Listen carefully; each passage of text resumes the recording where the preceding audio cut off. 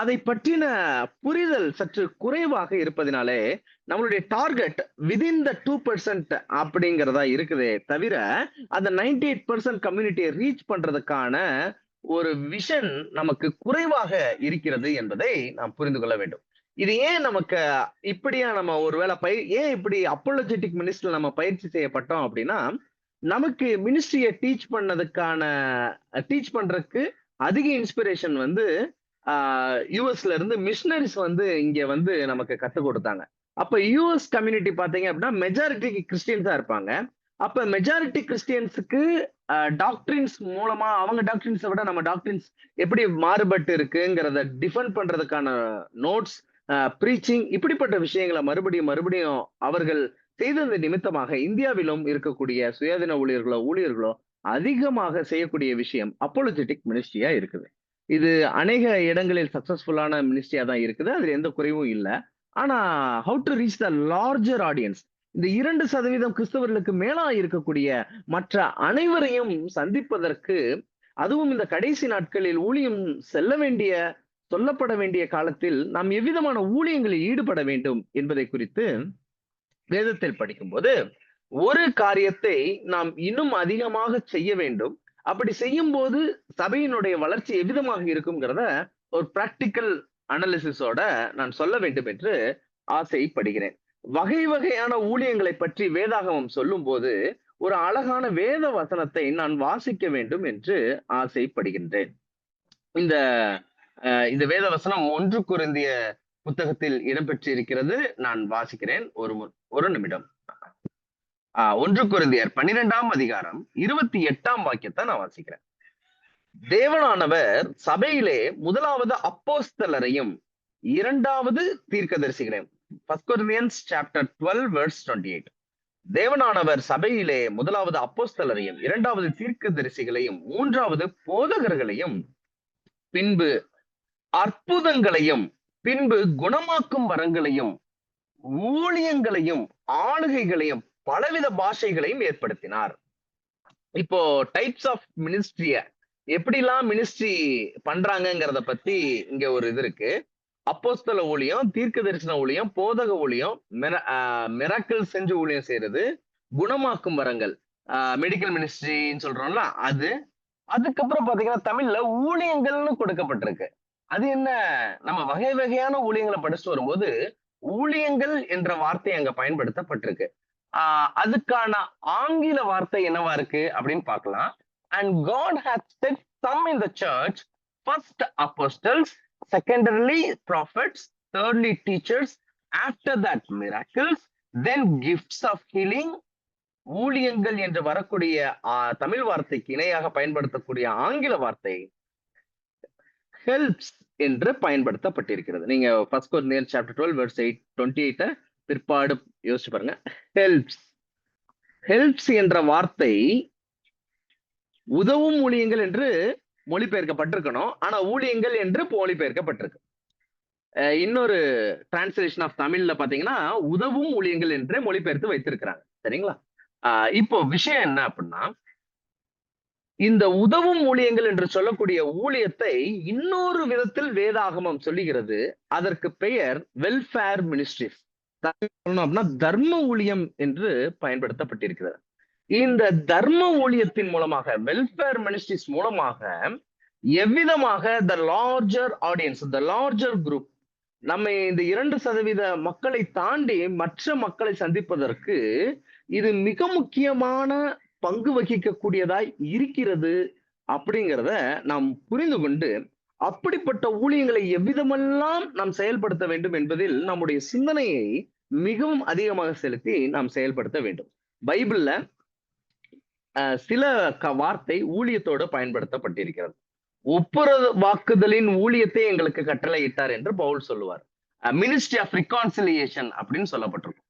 இன்னொரு இடத்துல தர்ம ஊழியம் என்ற வார்த்தை பயன்படுத்தப்பட்டிருக்கு. அந்த வார்த்தையை நான் வாசிக்கிறேன். 2 இடத்தில் தர்ம ஊழியம் என்ற வார்த்தை வேதாகமத்தில் இடம்பெற்று இருப்பதை நாம் பார்க்கலாம். அப்போஸ்தலர் 12ஆம் அதிகாரம் 25ஆம் வாக்கியம், ஆக்ட்ஸ் சாப்டர் 12 வெர்ஸ் 25. ரொம்ப ஒண்டர்ஃபுல்லான ஒரு அழகான வாக்கியம். அப்போஸ்தலர் 12ஆம் அதிகாரம் 25ஆம் வாக்கியத்தை வாசிக்கிறேன். பர்னபாவும் சவுலும் தர்ம ஊழியத்தை நிறைவேற்றின பின்பு மார்க்கு என்னும் மறுபேர் கொண்ட யோவானை கூட்டிக் கொண்டு எருசலேமை விட்டு திரும்பி போனார்கள். ஆங்கிலத்துல வாசிக்கிறேன். And Barnabas and Saul returned from Jerusalem when they had fulfilled their ministry and took with whose surname was Mark. ஆங்கிலத்தில் மினிஸ்ட்ரி என்று சொல்லப்பட்டிருக்கிறது. தமிழில் அழகாக தர்ம ஊழியம் என்று மொழிபெயர்க்கப்பட்டிருக்கு. இன்னொரு அழகான ஒரு வாக்கியத்தையும் வாசிக்கலாம் இந்த தர்ம ஊழியத்தை பத்தி. அதுக்கப்புறம் இதை எப்படி பிராக்டிக்கலா அன்ரீச் பீப்புளை ரீச் பண்றதுக்கு பயன்படுத்தலாங்கிறத நம்ம பார்க்கலாம். 2 கொரிந்தியர் 8ஆம் அதிகாரம் 4ஆம் வாக்கியம். 2 Corinthians chapter 8 verse 4. தங்கள் உபகாரத்தையும் பரிசுத்தவான்களுக்கு செய்யப்படும் தர்ம ஊழியத்தின் பங்கையும் நாங்கள் ஏற்றுக்கொள்ளும்படி அவர்கள் எங்களை மிகவும் வேண்டிக் கொண்டார்கள். மறுபடியும் வாசிக்கிறேன். தங்கள் உபகாரத்தையும் பரிசுத்தவான்களுக்கு செய்யப்படும் தர்ம ஊழியத்தின் பங்கையும் நாங்கள் ஏற்றுக்கொள்ளும்படி அவர்கள் எங்களை மிகவும் வேண்டிக் கொண்டார்கள். தர்ம ஊழியம், வெல்ஃபேர் மினிஸ்ட்ரிஸ். அப்ப அப்போலஜெட்டிக் மினிஸ்ட்ரி ஒரு செட் ஆஃப் டார்கெட் ஆடியன்ஸை ரீச் பண்றதுக்கு ஹெல்ப் பண்ணுது. நம்முடைய விசுவாசத்தை குறித்த தெளிவை உண்டு பண்ணுவதற்கு உதவி செய்கிறது என்றால், இந்த தர்ம ஊழியத்தின் மூலமாக ஒரு லார்ஜர் குரூப் ஆஃப் பீப்புளை நம்மளால என்ன பண்ண முடியும்னா ரீச் பண்ண முடியும். How to do welfare ministries அப்படின்னு நம்ம கேட்டா, ஒருவேளை நான் சுருக்கமாக சில காரியங்களை இந்த பதிவில் நான் சொல்ல முடியும். நீங்கள் ஆழமாக படிக்க வேண்டும் என்று விரும்பினால் நான் ஒரு புஸ்தகம் உங்களுக்கு பரிந்துரைக்க வேண்டும் என்று ஆசைப்படுகிறேன். வெல்ஃபேர் மினிஸ்ட்ரிஸ் அப்படிங்கிற ஒரு புக்கு எலன் ஒயிட்டுடைய ரைட்டிங்ஸ்ல இருந்து கம்பைலேஷன் பண்ணப்பட்டிருக்கு. இந்த புஸ்தகத்தை நீங்க வாசிங்க. ரொம்ப சுவாரஸ்யமா எப்படியெல்லாம் உதவும் ஊழியங்களை, தர்ம ஊழியத்தை செய்யலாம் என்பதற்கு ஒரு பக்கா ப்ளூ பிரிண்டான ஒரு புக்கு. ரொம்ப அழகான ஒரு புஸ்தகம்.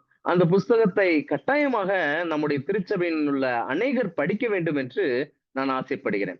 இந்த வெல்ஃபேர் மினிஸ்ட்ரிஸை பத்தி, எப்படி இந்த மாதிரியான மினிஸ்ட்ரிஸ் ஒர்க் அவுட் ஆகுது, லார்ஜர் ஆடியன்ஸை ரீச் பண்றதுக்கு ஒர்க் அவுட் ஆகுதுங்கிறதுக்கு ஒரு சில எக்ஸாம்பிள் சொல்லணும்னு ஆசைப்படுறேன். திருச்சி பக்கத்தில் லால்குடி அப்படின்னு ஒரு கிராமம். அந்த லால்குடி கிராமத்துக்கு பக்கத்துல காட்டூர் அப்படின்னு ஒரு இடம் இருக்கு. அங்கே நம்முடைய திருச்சபை இருக்கிறது. ஆனால் அந்த திருச்சபை செயல்படாமல் அநேக நாட்கள் பூட்டி கிடந்துச்சு. அப்ப அநேக நாட்கள் இல்ல, அநேக வருடங்கள் பூட்டி கிடந்துச்சு. அது ஓடு போட்டு கட்டப்பட்ட ஒரு 30 வருட 40 வருட பழமையான ஒரு கட்டிடம். 1969 கட்டின ஒரு கட்டிடம். அப்புறம் எவ்வளவு பழமைங்கிறத பாத்துக்கோங்க. அவ்வளவு பழமையான ஒரு கட்டிடம். அப்படிப்பட்ட அந்த கட்டிடம் பூட்டி கிடக்குது. இப்ப இந்த சபையை மறுபடியும் எப்படியாக ரீஸ்டார்ட் பண்ணலாம், எப்படியா அங்குள்ள மக்களை ரீச் பண்ணலாம் அப்படின்னு சொல்லி பார்க்கும்போது, அங்கே அந்த சபையில் இருந்த ஒரு சில விசுவாசிகள், ஒன்னு 2 விசுவாசிகள், அவங்களுடைய பிள்ளைங்க இந்த சர்ச்சை எப்படியாவது மறுபடியும் இயக்க வேண்டும் என்று நினைக்கும் போது ஒரு மினிஸ்ட்ரிஸ பைபிள்ல இருந்து இன்ஸ்பிரேஷனா எடுத்துக்கிட்டாங்க. இந்த நான் சொன்ன மாதிரி தர்ம ஊழியத்தில் பலவிதமான ஊழியங்கள் இருக்கிறது. அதுல ஒரு ஊழியம் த டார்கஸ்ட் மினிஸ்ட்ரி, தொற்கால் ஊழியம் என்று சொல்லப்படக்கூடிய விடோஸ் மினிஸ்ட்ரி, விதவைகள் ஊழியத்தை என்ன பண்ணிட்டாங்கன்னா விடோஸ் மினிஸ்ட்ரி எடுத்துட்டாங்க. அப்ப விடோஸ் மினிஸ்ட்ரி எடுத்துட்டு அவங்க என்ன பண்ணாங்க அப்படின்னா, இந்த ஏரியால யாரெல்லாம் விடோஸ் இருக்கிறாங்க, கணவனை இழந்தவர்கள், அது இளம் வயதில் இழந்தவர்களா இருக்கட்டும், இல்ல முதிர் வயதாக இழந்து கஷ்டப்படக்கூடியவர்களா இருக்கட்டும், அவங்க என்ன பண்ணாங்க அப்படின்னா, சுற்றிலும் அப்படிப்பட்ட அந்த ஆட்களை எல்லாத்தையும் என்ன பண்ணாங்க, இந்த சண்டே வாங்க அப்படின்னு சொல்லிட்டு அவங்க ஒரு அழைப்பு கொடுத்தாங்க. ஒவ்வொருத்தரா சொல்லி அது ஒரு 100-200 வீடு இருக்கக்கூடிய ஒரு 500-1000 பேர் வீடு இருக்கக்கூடிய ஒரு கிராமம். அங்க ஒவ்வொருத்தருக்கா சொல்லி அங்க என்ன பண்ணாங்கன்னா, முதல்ல 20 பேர் அந்த மாதிரி வந்து அவங்களுடைய பேர் எல்லாத்தையும் கொடுத்தாங்க. அப்ப அவங்க பேர் கொடுத்ததுக்கு அப்புறம் அந்த டேட்டாவை கலெக்ட் பண்ணிக்கிட்டு ஒரு 2 மாதத்திற்கு ஒரு முறையோ இல்ல 1 மாதத்திற்கு ஒரு முறையோ அவர்களுடைய தேவைகளுக்கு ஏதாவது சந்திக்க முடியுமா என்று பார்த்து, தங்களால் இயன்றதை எல்லாம் தங்களுடைய நண்பர்களிடத்திலும் தன்னுடைய வேலையிலிருந்து கிடைக்கக்கூடிய உதவி பணத்திலிருந்தும் அவங்க சற்று முதலீடு செய்து எல்லாருக்கும் ஒரு 5 kg ரைஸ் பேக் மாதிரியும், சில வீட்டுக்கு தேவையான பலசரக்கோ ஒரு மாதத்திற்கு ஒரு முறையோ 2 மாதத்துக்கு ஒரு முறையோ அவங்க என்ன பண்ணாங்கன்னா, அழைத்து அவங்களுக்கு கொடுக்க ஆரம்பிச்சாங்க. அப்ப கொடுக்க ஆரம்பிக்கும்போது அவங்க என்ன சொன்னாங்கன்னா, வாரம் வாரம் வாங்க. மாதத்துக்கு ஒரு முறையோ, 2 மாதத்துக்கு ஒரு முறையோ நம்ம சபையில இருந்து ஒரு உதவியா நம்ம செய்யலாம்ன்னு சொல்லும்போது, அங்க இருக்கக்கூடிய விதவை பெண்கள் ஒவ்வொரு வார வெள்ளிக்கிழமையும் வர ஆரம்பிச்சாங்க. வர ஆரம்பிக்க ஆரம்பிக்க ஒவ்வொரு வாரமும் அவர்களுக்கான ஆரோக்கியம் சம்பந்தமான செய்தியை சொல்லவும், அவர்களுடைய வாழ்க்கையின் மீது இயேசு எவ்வளவு அக்கறை உள்ளவராக இருக்கிறார் என்பதையும் அவங்க எடுத்து சொல்ல, இன்னைக்கு ஒரு ஒரு 4 மந்த்ஸ்க்கு மேல அந்த மினிஸ்ட்ரி நடந்துகிட்டு இருக்கு. பூட்டி கிடந்த அந்த சபையுடைய இப்பொழுது இருக்கக்கூடிய அந்த விடோஸ் ஸ்ட்ரென்த் பாத்தீங்கன்னா, கிட்டத்தட்ட 45க்கும் மேற்பட்டவர்கள் வர்றாங்க. அதுல 35 நபர்கள் விதவை பெண்கள், 10 பிள்ளைகள், வாலிப பிள்ளைகள் அங்க பங்கு பெறுவதற்கு வர்றாங்க. அப்ப கர்த்தருடைய கரம் அந்த விதவை ஊழியர்கள் மூலமாக செயல்படுவத பார்க்க முடியுது. இந்த இன்ஸ்பிரேஷன இந்த மாதிரியான ஒரு வழிநடத்துதல பார்த்த பிற்பாடு, இதை போன்று இன்னொரு இடத்துலயும் இந்த மாரி செய்யணுமே அப்படின்னு சொல்லிட்டு, சனிக்கிழமை சாயங்காலமாக இன்னைக்கு சாட்டர்டே ஈவினிங் புதூர்ன்னு இன்னொரு இடம் இருக்கு. அது 5 to 10 கிலோமீட்டர்ஸ் தூரத்துல இருக்கக்கூடிய இன்னொரு இடம்.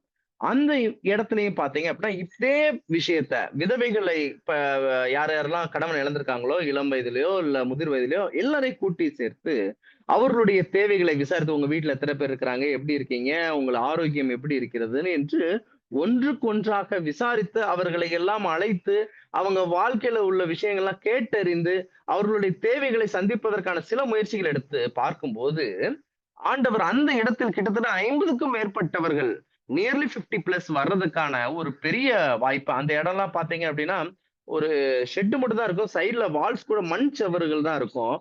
ஒரு பெரிய நல்ல இது கூட இருக்காது. ஆனா தளம் கூட இருக்காது. அந்த இடத்துல வந்து தார்ப்பாய் விரிச்சு அங்க உட்கார்ந்து மக்கள் வயதானவர்கள் வந்து கீழ உட்கார்ந்து எந்திரிச்சு கூட போகக்கூடிய இடங்கள்லாம் இருக்கு. அப்ப இந்த விடோஸ் மினிஸ்ட்ரி, இந்த வெல்ஃபேர் மினிஸ்ட்ரி மிகப்பெரிய பலன் கொடுக்கக்கூடியதா இருக்கு. ஒருவேளை நம்ம யோசிக்கலாம், இது ஒருவேளை உதவிக்காக தான் மக்கள் வருகிறார்களோ அப்படின்னு.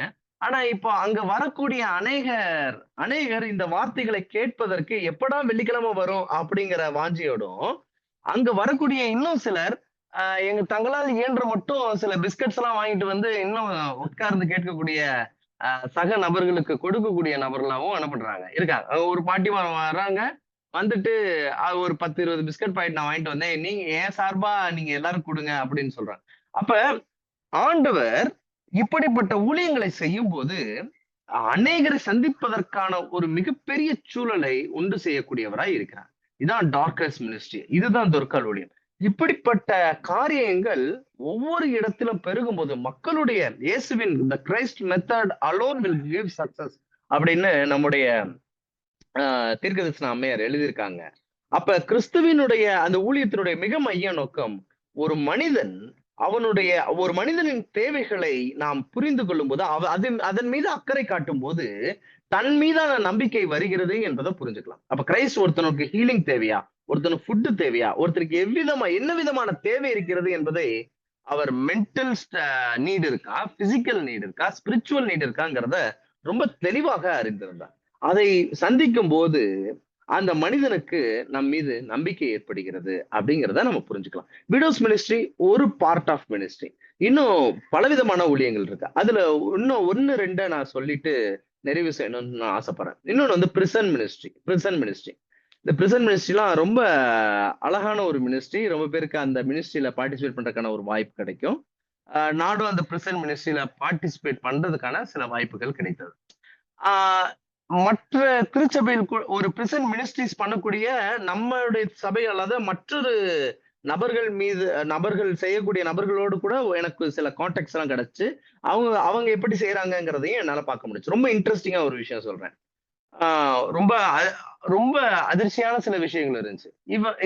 இந்த பிரிசன் மினிஸ்ட்ரி பண்றவங்க எப்படி எல்லாம் பண்றாங்க அப்படின்னா, சிறைச்சாலையில் உள்ள அந்த நீண்ட தண்டனை பெற்ற ஒருவேளை 20 ஆண்டு ஆயுள் தண்டனை, 20 வருட தண்டனை, இல்ல ஆயுள் தண்டனை, அப்படின்னு பலவிதமான தண்டனைக்கு உட்பட்ட நபர்களை சந்திப்பதற்கு சில லாயர்ஸ் மூலமாவோ இல்ல உள்ளுக்குள்ள உள்ள அபிஷியல்ஸ் மூலமாவோ பெர்மிஷன் வாங்கி அவங்கள போய் சந்திச்சு அவங்ககிட்ட பேசுவதற்கான வாய்ப்பை பெற்றுக்கொண்டு அவங்க கிட்ட உரையாடல் செய்து இயேசுவின் அன்பை சொல்லக்கூடிய ஒரு வாய்ப்பை ஏற்படுத்தக்கூடிய நபர்களா இருக்கிறாங்க. இது ஒரு டைப், சரிங்களா?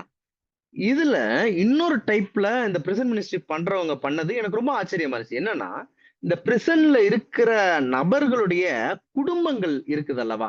அந்த குடும்பங்கள் எல்லாம் ஒருவேளை ஒரு வீட்ல உள்ள கணவன் சிறை தண்டனைக்கு போய் 20 வருஷம் உள்ளுக்குள்ள தண்டனை கிடைச்சிருச்சு அப்படின்னா, அந்த குடும்பத்தின் பொருளாதாரமே நலிந்து போயிரும். பேக் போனே போயிரும். அப்ப அப்படிப்பட்ட ஃபர்ஸ்டேக்கன் ஃபேமிலீஸ், ஆ கைவிடப்பட்ட குடும்பங்களை எல்லாம் சந்திப்பதற்கு, அப்ப யாரெல்லாம் உள்ளக்க இருக்கிறாங்களோ, ஆ இத எப்படி அவங்க பெற்றுக்கொள்றாங்க அப்படின்னா, அ சில கிறிஸ்டியன் அட்வொகேட்ஸ் அவங்களுடைய கேஸ் அவங்க ஹேண்டில் பண்ற கேஸ்ல உள்ள சில சிறை கைதிகள்லாம் இருப்பாங்க. அவங்களுடைய குடும்பங்கள் எவ்வளவு நலிந்திருக்குங்கிற டேட்டாவெல்லாம் அவங்க மூலமா பெற்றுக்கொள்வதற்கான வாய்ப்பு இருக்கு. இன்னும் சில சிறைக்குள்ளா இருக்கக்கூடிய அதிகாரிகள் கண்கள்ல நமக்கு தயவு கிடைத்தது அப்படின்னா, அவங்க இப்படிப்பட்டவங்களுடைய குடும்பங்களுடைய அட்ரஸும், ஃபோன் நம்பர்ஸும் இருக்குது. நீங்க போய் சந்திக்கலாம் என்று குடுப்பாங்க. அப்படி ஒரு கேஸ் ரொம்ப கிரிட்டிக்கலான ஒரு சிறை கைதிய பத்தி நான் சொல்றேன். ஒரு சிறை கைதி தன்னுடைய சொத்து தகராறுனால தன்னுடைய தந்தையவே கொலை செய்து விட்டார். அந்த தந்தையவே கொலை செய்து சிறைக்கு என்ன பண்ணியிருக்காங்கன்னா வச்சிருக்காங்க. சிறை வைத்தது பிற்பாடு சிறைக்குள்ளாகவே அந்த மனிதன் இன்னொரு மனிதனை கொலை செய்து விட்டான். அதனால அந்த மனிதனுக்கு ஆயுள் தண்டனை கொடுத்துட்டாங்க. அந்த குடும்பத்தை போய் சந்திப்பதற்கான ஒரு வாய்ப்பு கிடைத்தது. ஒரு மகன், அந்த மனிதனுடைய மனைவி மிகவும் கைவிடப்பட்ட ஒரு சூழல்ல இருக்காங்க. அப்ப இப்படிப்பட்ட கைவிடப்பட்ட மக்களை எல்லாம் சந்திப்பதற்கும், அவர்களுக்கு அன்பு காட்டுவதற்கும், அவர்கள் தேவைகளை சந்திப்பதற்கும், நம்முடைய நாம் காட்டும் அன்பின் மூலமாக அந்த பிள்ளைக்கு ஏதாவது கல்வி கொடுப்பதற்கும், இப்படிப்பட்ட முயற்சிகளை செயல்படுத்தும் படும்போது, அவர்கள் இயேசுவை பெற்றுக்கொள்வதற்கு தங்களுடைய இதயத்தின் கதவுகளை திறப்பதற்கான மிகப்பெரிய வாய்ப்பு இருக்கிறது. அப்ப இந்த பிரிசன் மினிஸ்ட்ரிஸ் மூலமா ஏகப்பட்ட குடும்பம் இயேசுவின் அன்பை அறிந்து கொள்வதற்குள்ளாக வந்து கொண்டு இருக்கிறாங்க. அப்ப இன்னும் ஏகப்பட்ட விஷயங்கள் இந்த பிரிசன் மினிஸ்ட்ரி பத்தி சொல்லலாம். அப்ப பிரிசன் மினிஸ்ட்ரிஸ் ஒரு பக்கம், விடோஸ் மினிஸ்ட்ரிஸ் ஒரு பக்கம், இப்படி நம்மால் இயன்ற மட்டும் என்ன வழிகள் எல்லாம் ஊழியங்கள் செய்யப்பட முடியுமோ நாம் தர்ம ஊழியத்தில் ஈடுபடக்கூடியவர்களா இருக்கணும். அநேக நேரத்தில் ஆஹ் நம்முடைய கிவிங் அதிகமா இந்த திருச்சபையில் உள்ள தசம பாகத்திலே காணிக்கையிலையும் நாம் கொடுக்கக்கூடியவர்களா இருப்போம். சில நேரங்களில் இப்படிப்பட்ட தர்ம ஊழியங்களை பற்றின சிந்தனையில் குறைவுள்ளவர்களா இருப்போம். அதுக்கு குறைவுள்ளவர்கள் அப்படின்னா நம்ம அதை செய்யறதுக்கான வாய்ப்போ இல்ல ஒரு இன்ஸ்பிரேஷனோ யாரும் கொடுக்காம கூட இருந்திருக்கலாம். ஆனா அப்படிப்பட்ட ஊழியத்தில் நாம் இன்னும் கவனம் செலுத்தக்கூடியவர்களா இருக்கணும். ஃபைனலி இன்னொரு ஒரு இன்ஸ்பிரேஷனை நான் சொல்லி முடிச்சோன்னு ஆசைப்படுறேன். இப்படிப்பட்ட இந்த தர்ம ஊழியத்தை பற்றி கேட்டு நான் தெரிந்து கொண்ட பிற்பாடு என்னுடைய திருச்சபையில் மதுரை சென்ட்ரல் தமிழ் சர்ச் தான் நான் அட்டன் பண்ணுவேன். வேற எங்கேயும் பேசுவதற்கான அழைப்பு இல்லாத போது நான் அங்கதான் போவேன். ஃபேமிலியா நாங்க அங்கதான் போவோம். அந்த சபையில் நான் கொஞ்ச காலங்களாக இந்த வெல்ஃபேர் மினிஸ்ட்ரிஸ் புக் படிச்சுட்டு இருக்கேன். அதுக்கு முன்பதாக நானும் அப்போலஜெட்டிக் மினிஸ்ட்ரி தான் பிரதானமாக பண்ணி கொண்டு இருக்கிறேன். அதுக்கான டூல்ஸ் மெட்டீரியல்ஸ் எல்லாமே வச்சிருப்பேன். இந்த வெல்ஃபேர் மினிஸ்ட்ரிஸ் படிச்சதுக்கு அப்புறம் சர்ச்சில் வாசல்ல இருந்து வெளில போகும்போது பாத்தீங்கன்னா ஒரு ஒரு 4-5 பெக்கர்ஸ் உதவி கேட்பதற்காக அந்த வரிசையில உட்கார்ந்துருப்பாங்க. ஒரு நாள் எப்பயுமே பாத்தீங்கன்னா நம்ம ஏதாவது கையில உள்ளதை போட்டு போயிருவோம் இல்லைங்களா? எனக்கு ஒரு இன்ஸ்பிரேஷன், ஆண்டவர் உட்கார்ந்து ஆண்டவர்லாம் ரொம்ப பேரை பார்த்து கேட்கிறாரு, நீ சொஸ்தமாக வேண்டும் என்று விரும்புகிறாயான்னு கேட்கிறாரு. நான் உனக்கு என்ன பண்ணணும்னு கேட்கிறாரு. Just he starting the conversation with outcast people அப்படிதான் இருக்கிறாங்க. அப்ப நான் உட்காந்து நீங்க உங்க பேர் என்ன, எங்க இருந்து வர்றீங்க அப்படின்னு சொல்லிட்டு நான் விசாரிக்கிறேன். அவர் பேர் நாராயணன் சொல்றாரு. எத்தனை வருஷமா இந்த சபைக்கு வரீங்க கேட்டா, இந்த சபை இதுக்கு முன்னாடி பழைய கட்டிடம் இருந்துச்சு, புதிய கட்டிடம் கட்டி இப்ப 15 வருஷமா இந்த சபைக்கு முன்பதாக வந்து நான் என்ன பண்றேன், உதவி கேட்கிறேன்னு சொல்லி சொல்றேன். 15 வருஷமா நான் ஒரு 4-5 வருடங்களாக தான் போறேன். அப்ப எனக்கே ஒரு வருத்தம், 4-5 வருஷமா ஒருத்தர் எனக்கு தெரிஞ்சே அவர் வர்றாரு. 4-5 வருஷமா உதவி கேட்டு வாசலில் உட்கார்ந்து இருக்கிற நபருடைய பேரை கூட நான் தெரிஞ்சுக்கலேன்னு என்ன நினைச்சு எனக்கே ரொம்ப வருத்தமா இருந்துச்சு. அப்ப அவரை பற்றி நான் என்ன பண்றேன், விசாரிக்க ஆரம்பிக்கிறேன். அவருக்கு என்ன மாதிரி தேவைகள்னு சொல்லிட்டு கேட்கிறேன். அப்போ ஒவ்வொருத்தரா உட்கார்ந்து நான் என்ன பண்றேன், விசாரிக்க ஆரம்பிக்கிறேன். இப்படி விசாரிக்க ஆரம்பிக்கும்போது, சரி இவர்களுக்கு வாரம் வாரம் ஏதாவது உணவு கொடுப்பதற்கு ஏதாவது ஏற்பாடு பண்ணலான்னு சொல்லிட்டு, அங்க எப்பயுமே ஒரு ஒரு மினி பாட்லாக் எப்பயுமே நடக்கும். ஒரு 20, 30 பேர் உட்கார்ந்து சேர்ந்து சாப்பிடுவோம். அப்ப சேர்ந்து சாப்பிடக்கூடிய அந்த சாப்பாட்டுல இருந்து ஒரு பிளேட்ல அவங்களுக்கான ஒரு 4, 5 பேர் இருப்பாங்க. அவங்களுக்கான சாப்பாடு குடுப்பதற்கான வாய்ப்ப என்ன பண்ணா ஏற்படுத்துறோம். அதுக்கப்புறம் அவங்கள தேடி அவங்களுடைய தேவைகள விசாரிக்க, விசாரிக்க, இப்ப எங்க சர்ச்ல ஒரு அந்த உதவி கேட்கக்கூடிய நபர்களே ஒரு 12 பேரா என்ன பண்ணிட்டாங்கன்னா, கூடிட்டாங்க. ஒரு 12 பேரா என்ன பண்ணிட்டாங்கன்னா கூடிட்டாங்க. இப்ப இந்த 12 பேரையும் பார்த்துட்டு போன வாரம் நான் உட்கார்ந்து அவங்கட்ட பேசினேன். சரி, அடுத்த வாரம் இந்த 27த் செப்டம்பர் நாங்க ஒரு 30 பேருக்கு சாப்பாடு குடுக்கலான்னு இருக்கிறோம்.